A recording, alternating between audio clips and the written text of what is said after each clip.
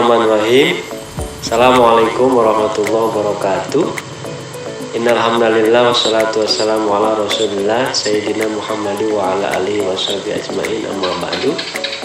Yang terhormat seluruh peserta yang hadir hari ini, apa kabarnya? Mudah-mudahan hari ini dalam keadaan sehat walafiat, tak kurang satu apapun. Saya merasa bangga bisa berhadapan berinteraksi dengan guru-guru hebat, baik yang dari Jawa Barat maupun yang dari luar Jawa Barat. Dan mudah-mudahan kita berdoa, kita berharap kita diampuni oleh Allah Subhanahu wa Ta'ala, disehatkan dan diberikan keberkahan serta kesuksesan bagi ibu bapak yang sedang memiliki keinginan, mudah-mudahan diberikan jalan yang terbaik oleh Allah Subhanahu wa Ta'ala. Amin ya rabbal alamin.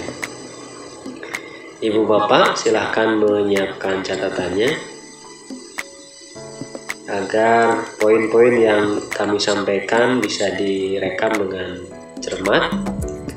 Kemarin pada sesi sebelumnya kita sudah belajar bersama mengenai kenapa website itu penting bagi kita sebagai seorang guru, di mana hari ini anak-anak kita, peserta didik kita itu sudah sangat terbiasa dengan gadget, dan mari kita isi konten-konten mereka dengan konten-konten yang kita buat. Kita tentu dulu tidak belajar mengenai hal ini, tapi karena zaman yang membutuhkan, maka kita harus belajar dan mengadaptasikan diri dengan tuntutan zaman. Dan kemarin kita sudah membahas ada 6 manfaat dari website. Yang pertama sebagai personal branding, kemudian sebagai promosi ide, penyampaian informasi, sebagai ciri pribadi kita yang adaptif, kemudian sebagai media komunikasi, dan sebagai media alternatif dalam pembelajaran. Dan diingatkan kembali bahwa aktivitas utama kita, pelatihan kita adalah kita semua menulis artikel, dan setelah ditulis kemudian nanti diposting ke website yang disediakan. Nah, seperti apa ketentuannya terkait dengan itu kita akan bahas bersama. Dan sebagai agenda dari kegiatan ini, pada tanggal 24 lalu pembukaan, kemudian kemarin sesi kemarin itu urgensi website, dan pada hari ini itu terkait dengan penulisan artikel. Jadi hari ini kita akan membahas mengenai ketentuan-ketentuan yang harus ada di dalam artikel itu. Besok sampai tanggal 29 itu silahkan dibuat, ditulis, dan nanti dikirimkan ke link yang disediakan, juga ke grup kelompoknya masing-masing. Jadi setelah diperiksa oke oleh pembimbing, oleh pendamping, itu nanti kemudian dikirim ke link yang disediakan. Baru pada tanggal 30 dan 31 itu diposting ke website, dan pada tanggal 1 April kita closing, dan kemudian penerbitan sertifikat dari tanggal 2 sampai tanggal 5 April 2021. Ibu bapak yang terhormat, untuk ketentuan artikel ini ada beberapa poin. Yang pertama adalah bahan ajar, yang kedua kompetensi dasar, yang ketiga struktur tulisannya mengandung why, what, how to, dan call to action. Kemudian terdapat gambar dan ada gagasan cara mengajar. Ibu bapak yang terhormat, terkait bahan ajar, artikelnya yang kita buat itu adalah artikel untuk bahan ajar, bukan artikel bebas. Kenapa ini dibuat seperti ini? Karena nanti link dari artikel yang ibu bapak posting itu bisa digunakan atau di-share untuk pembelajaran yang di-share ke peserta didik. Kemudian kalau ibu bapak berkenan juga nanti tulisan-tulisan ibu bapak itu yang dikirimkan ke kami akan menjadi bahan buku panduan pembelajaran.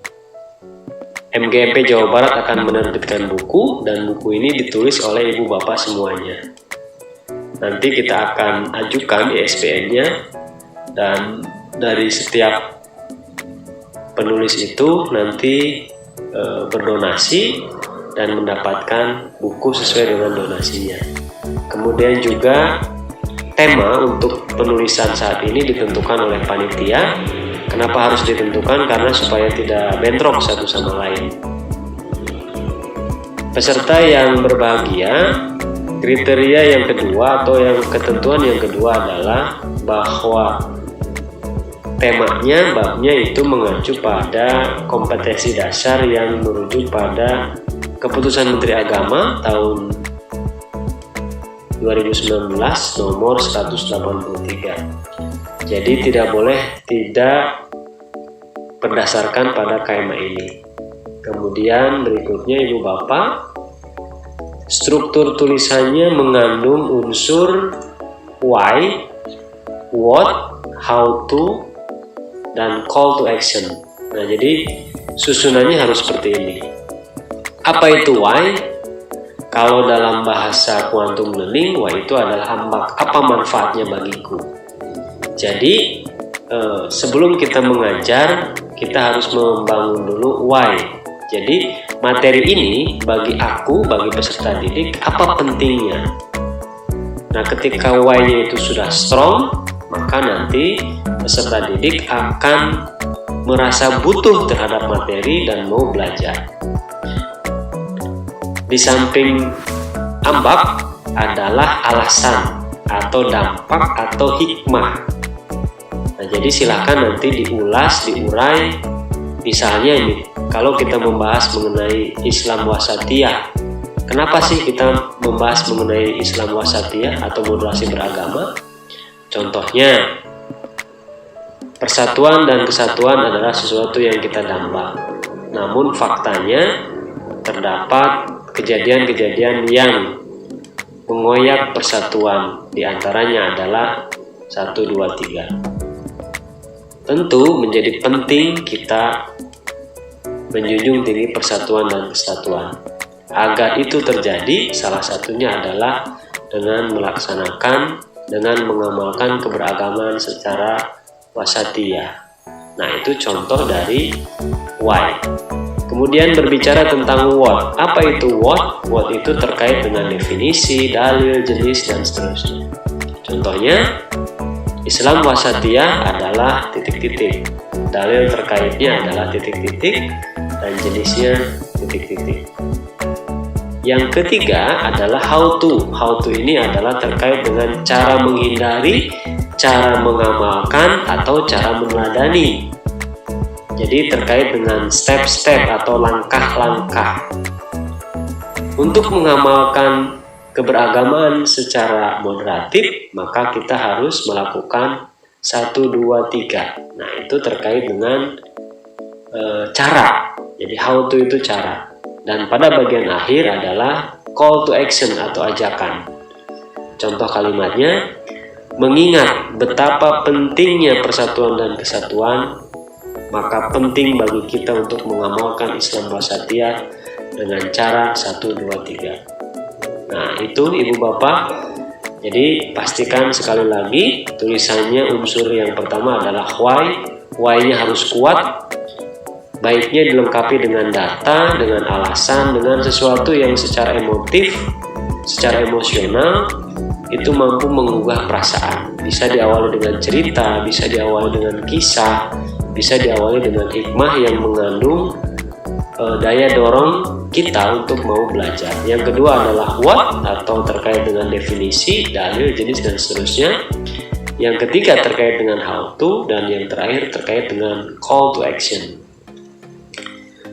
Ibu bapak yang terhormat, ketentuan berikutnya adalah di dalam artikelnya upayakan terdapat gambar atau terdapat video. Nah, seperti apa kriterianya nanti ada video tersendiri. Jadi pastikan ibu bapak boleh googling dulu boleh searching dulu gambar yang tepat untuk posisi artikel ibu bapak. Dan boleh juga berupa video, ibu bapak silahkan searching dulu atau googling dulu di YouTube, kemudian linknya nanti bisa dikirimkan. Dan berikutnya ibu bapak, nah karena ini nanti akan dibukukan, di bagian bawah ibu bapak menuliskan metode apa atau model pembelajaran apa yang kira-kira cocok untuk bab tadi, untuk materi tadi. Jadi menurut ibu bapak, kalau misalkan bab anu, nah model pembelajarannya tepat pakai apa. Nah karena kita arahnya hari ini ke pembelajaran yang berbasis high order thinking skill, maka upayakan model pembelajarannya adalah mengarah pada high order thinking skill. Nah di samping apa modelnya, ibu bapak juga menuliskan langkah-langkah utamanya. Langkah utama ini terdiri dari dua. Yang pertama adalah aktivitas guru ngapain, aktivitas peserta didik ngapain. Seperti biasa sama dibagi ke dalam 3 kelompok besar, ada kegiatan pendahuluan, kegiatan inti, dan juga kegiatan penutup. Nah, ibu bapak, demikian terkait dengan penjelasan mengenai kriteria artikel yang nanti akan ibu bapak tulis, besok ibu bapak tulis. Pastikan ibu bapak menulis artikelnya sesuai dengan ketentuan, sesuai dengan template, sebab sekali lagi disampaikan bahwa nanti ini akan dibukukan. Bersama kita wujudkan kita sendiri yang profesional dalam menguatkan akidah dan pengamalan akhlakul karimah. Wallahul muwaffiq ila aqwamit thoriq. Wassalamualaikum warahmatullahi wabarakatuh.